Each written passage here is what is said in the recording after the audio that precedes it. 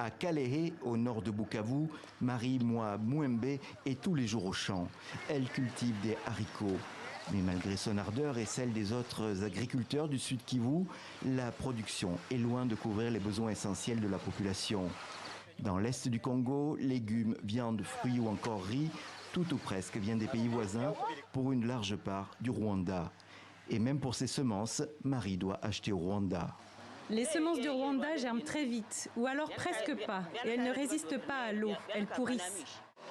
Mais au sud Kivu, les autorités provinciales ont lancé une contre-offensive. Les coopératives agricoles sont désormais chargées de distribuer gratuitement toutes sortes de semences. Il s'agit de faire augmenter la production. Chez nous, au Bushi, les autorités ne veulent plus que vous utilisiez les semences de haricots en provenance du Rwanda. Elles veulent que vous utilisiez les variétés de chez nous qui donnent de bonnes récoltes. C'est une très bonne qualité de haricots que je te donne. Ce sont des bonnes semences, car elles sont contrôlées par les autorités en charge de l'agriculture. D'ici 3 ou 4 mois, nous allons repasser pour voir si la production était bonne. Nous pensons que ça va bien marcher.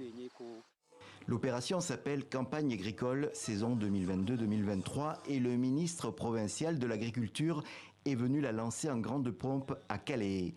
Elle vise à assurer un jour un minimum d'autosuffisance car la région jouit potentiellement de riches terres agricoles. Pour cette première phase, 5 millions de personnes en situation difficile vont être bénéficiaires de l'aide. La province du Sud Kivu présente plusieurs opportunités agricoles de produire suffisamment, non seulement pour l'autoconsommation des populations dans tous les territoires, mais aussi pour l'exportation comme c'était dans l'ancien temps.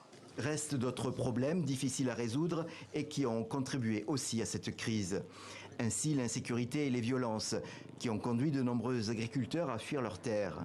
Et aussi le mauvais état des routes qui empêche la circulation des produits agricoles vers les bassins de population.